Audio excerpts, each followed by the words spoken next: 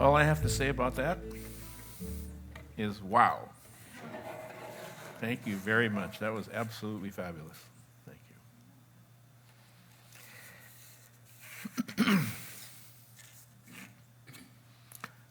I have a story to share with you this morning. I'm not sure it has anything at all to do with my talk, but I got it from Chicken Soup for the Christian Soul, and I really like the story, so I'd like to share it with you. An English school teacher was looking for an apartment in Switzerland.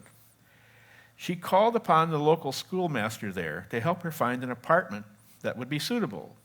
Such rooms were found, and she returned to London for her belongings. She remembered that she had not noticed a bathroom, or what she called, as she called it, a water closet. She wrote to the schoolmaster and asked if there was a WC in or near the apartment.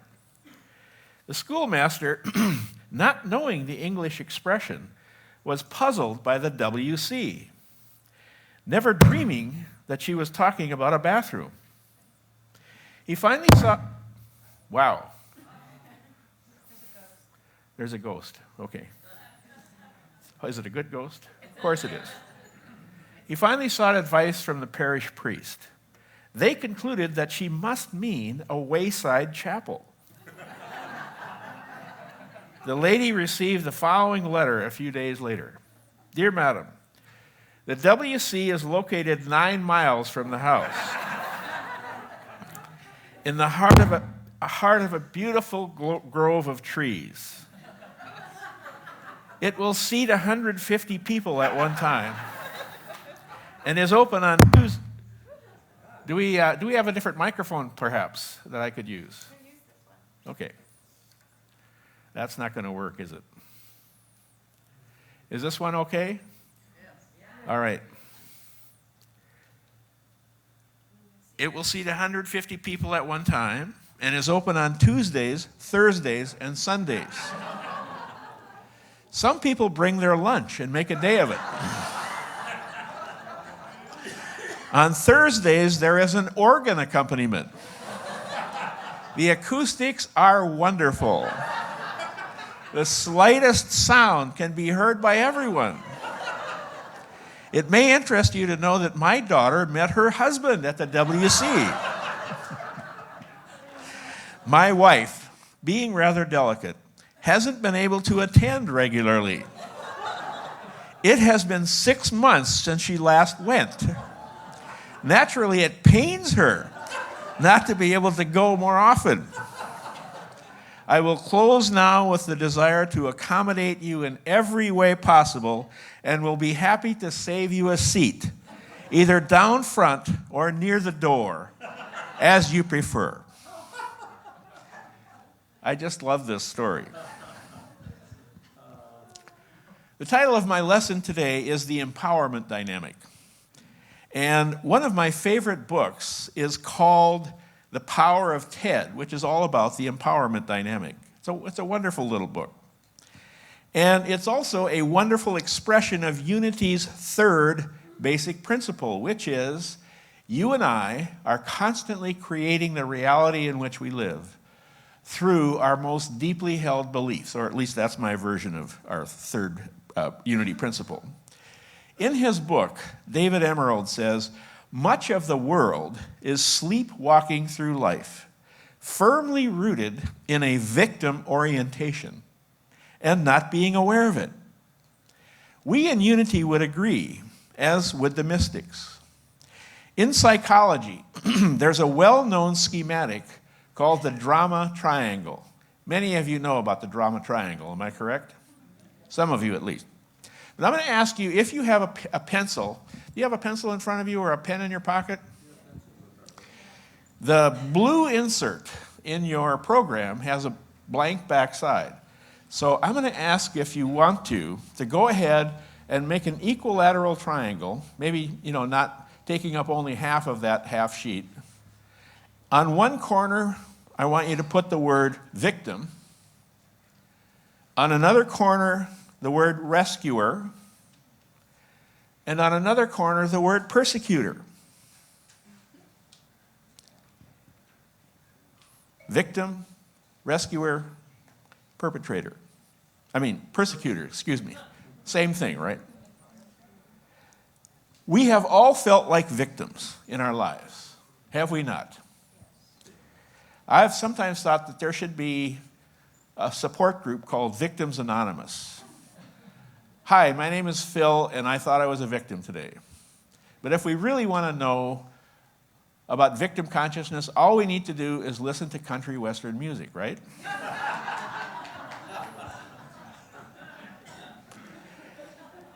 Also, we've all tried being rescuers. Maybe we need another support group called Rescuers Anonymous.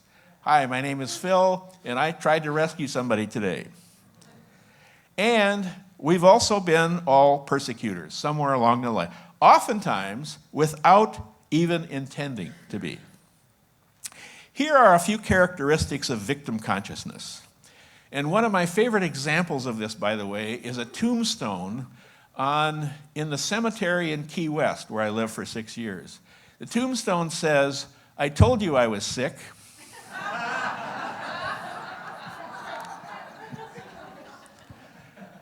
Victims believe they are helpless, powerless, and done to. Have you ever felt that way in your life? Boy, I know I sure have. Victims see life as a problem to be solved rather than as an adventure to be lived. So they are always hyper-vigilant. I heard a Unity minister one time, I love this, say, "A problem is an opportunity wrongly conceived. An opportunity is a problem rightly considered." For victims, their emotions are mostly fear-based. They're always ready to fight, flee, or freeze. Victims know and focus on what they don't want, rather than on what they do want. For victims, the motivation is that they need to have a problem to solve. It's what they think life is about. And they are in that place even if they don't consciously know that. Then we have rescuers. Rescuers need victims. Someone to save or fix. You ever been in that position? I know I have. They need victims so that they can keep their low self-esteem from coming to the surface. For rescuers, saving victims gives them a sense of superiority and purpose in life. Rescuers foster dependency. They disempower people by doing it for them. And by the way, unconsciously, all victims hate their rescuers. Because every time they look at their rescuers, it reminds them of what they believe is missing in them. And once again, unconsciously, they hate their rescuers for reminding them of that. Finally, we have persecutors. A persecutor is anyone or anything who looks like he or it is doing it to you. Have you ever had one of those? I know I have. A persecutor can be a person, an event, your body, or a problem. Couples often take turns playing victim, rescuer, and persecutor to each other. We call those often these days codependent relationships, right? In the work that my wife and I used to do in our school of transformation, we called those relationships need-obligate relationships.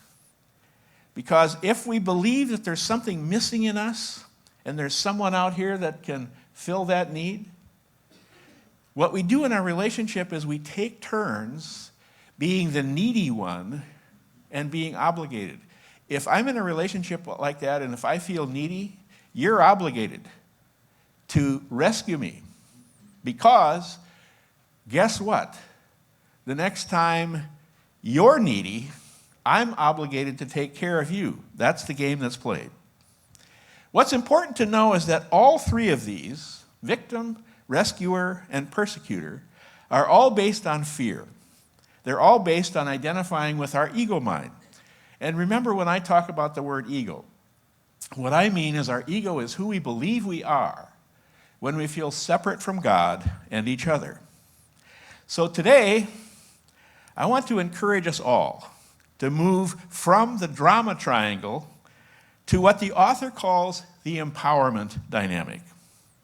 And by the way, this is really important in having a healthy spiritual community. Because in a healthy spiritual community, we practice empowering each other, not saving each other. I'm going to say that one more time. In a healthy spiritual community, we practice empowering each other, not saving each other. So here's how we move from the drama triangle to the empowerment dynamic. The first thing we do is we have a willingness to give up. Maybe you can relate as I can to this. We give up that delicious feeling of being done to. Do you know about that? Boy, I know I do. Sometimes when I'm in my ego mind, it just, I just want to just wallow in it. Have you ever been there? I know I sure have. So the first thing we do is we give that up. Next, we refuse to see ourselves and others as victims. Instead, we practice seeing ourselves and everybody in our world as creators. So now on that same piece of paper, I'm going to invite you to draw another triangle. This is another equilateral triangle. And that triangle, on one corner is creator, another corner is challenger, and another corner is coach. To creators, one more time I'll say that. On one corner is creator, another corner challenger, another corner coach.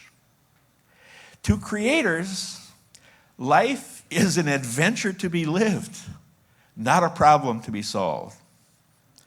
To creators, the basic assumption is we each have all the resources we need, every one of us, to meet life successfully.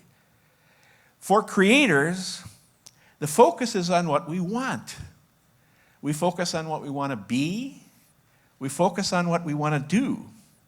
We focus on what we want to create.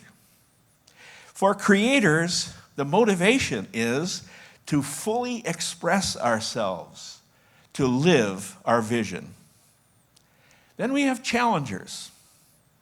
A challenger, like a persecutor, can be a person, an event, your body, or any kind of a problem. A challenger calls for the creator to grow and to acquire new insights, new skills, and new knowledge.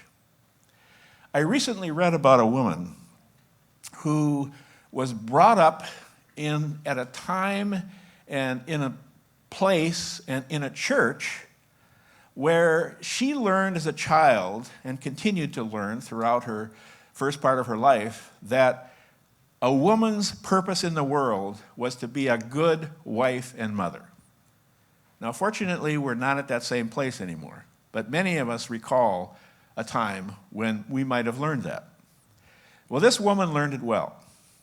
And so she grew up, she went to college, really not to get a degree, but to find the right man.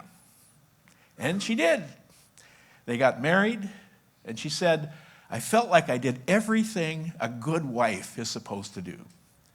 She said, I supported him through graduate school as he got his graduate degree. I moved around the country as his job required. I had dinner parties. I was the great hostess.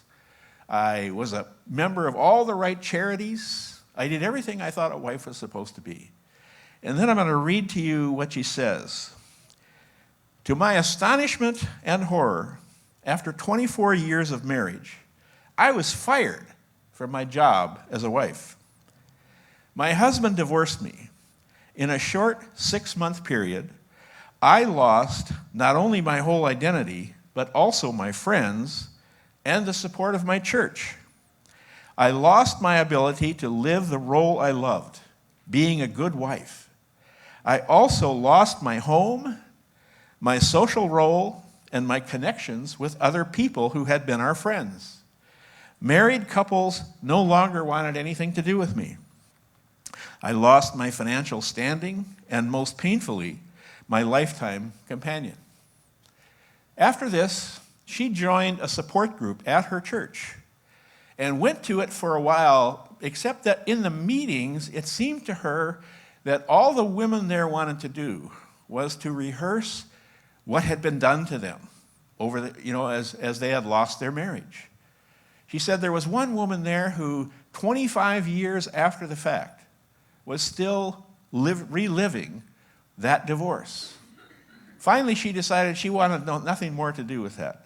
She decided that instead of continuing to feel like a victim, she was going to change and feel like a creator. So she left that church. She found a unity church. She found some new friends. She went to real estate school, got her real estate license, and became very successful as a realtor. She says now she has a wonderful career, a wonderful new home, a wonderful husband, and she is 1,000 times happier than she ever would have been believing that she was an appendage to a husband as she had for the first half of her life. Like this woman, when we know ourselves as creators, if we have a problem, if we have a challenging person or event in our lives, we don't feel victimized by it, or at least we don't feel victimized very long. We look instead for the gifts, including what it has to teach us, rather than who's at fault or who's to blame. Fault and blame actually are ideas of our ego minds. Responsibility is an idea of our divine mind because it is us accepting our divine power of creation.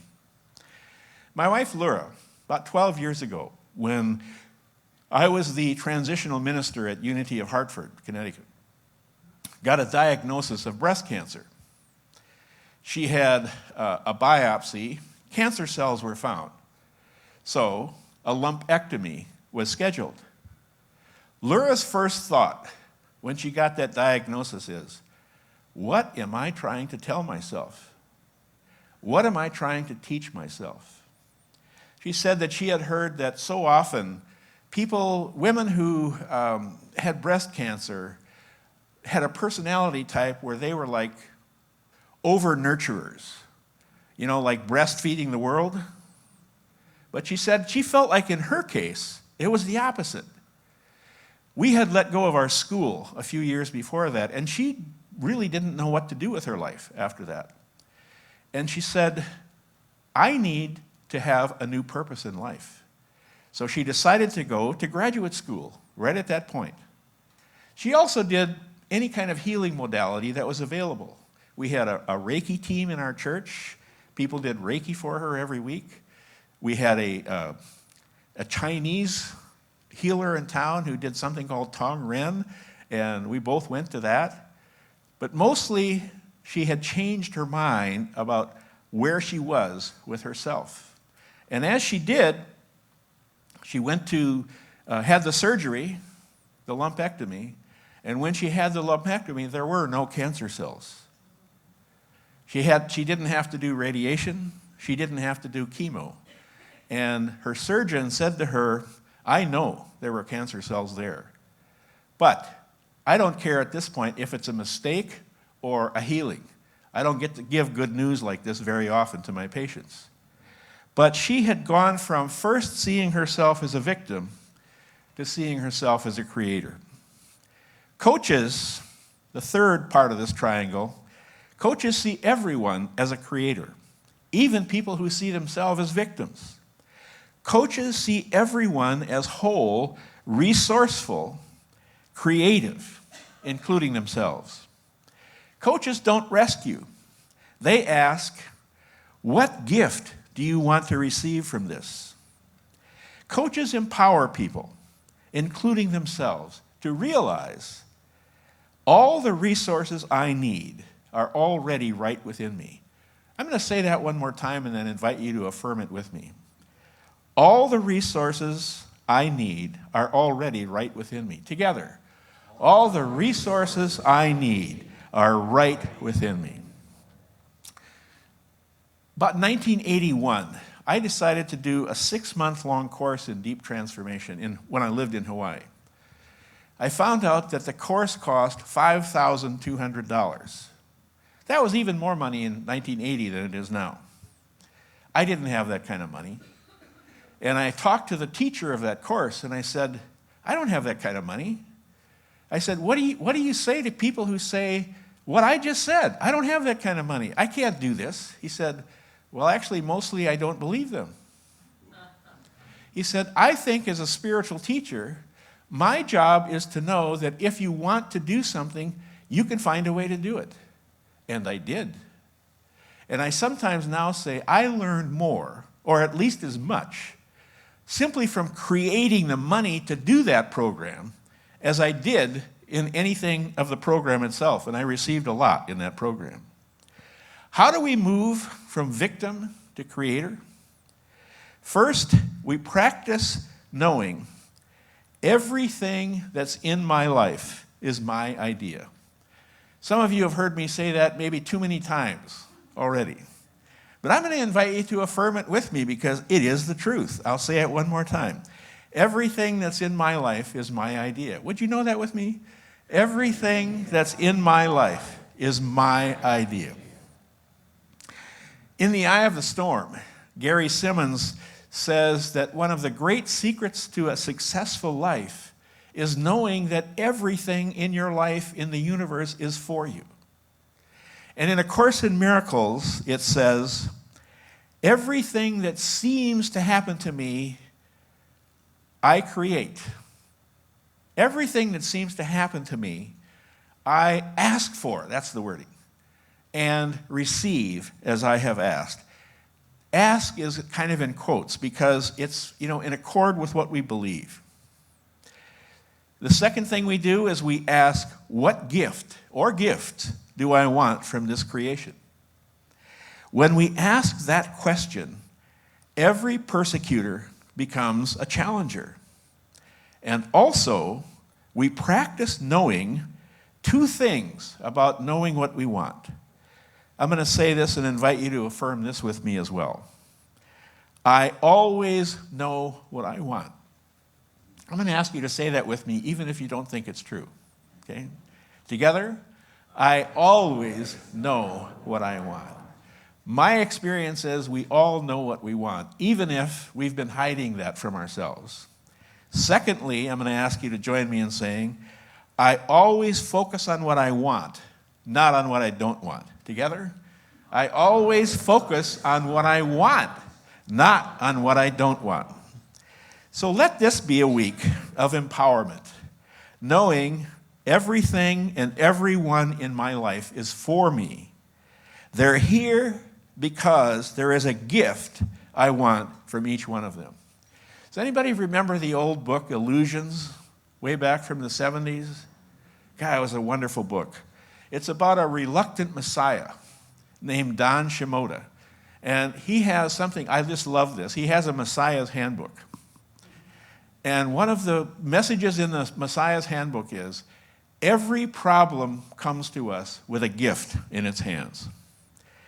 And then there's Emma Curtis Hopkins. Emma Curtis Hopkins was the main teacher of Charles and Myrtle Fillmore, our co-founders. And Emma Curtis Hopkins once was talking about that here's what she'd say to things in her life that she thought, was a problem or not something she wanted in her life. She would say, this too is good. This too is God.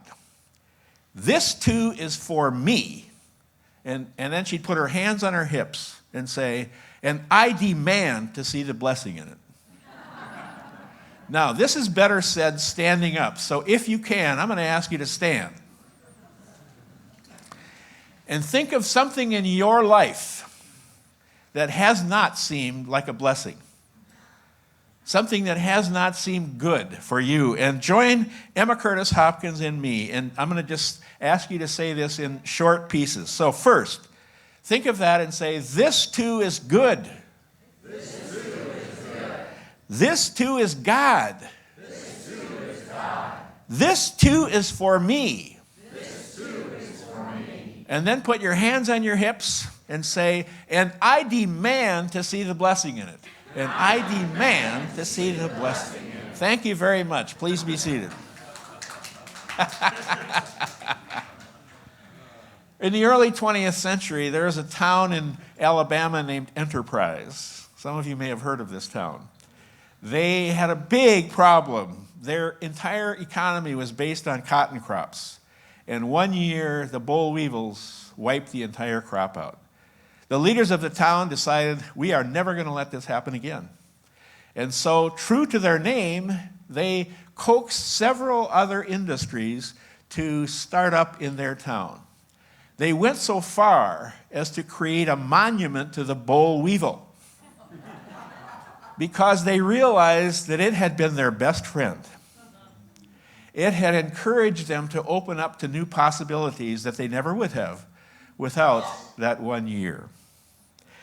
This week, practice seeing yourself as a creator and accept your power of creation, your divine power of creation, because this is the way to receive the gift or gifts that you want from everyone and everything in your life. Namaste.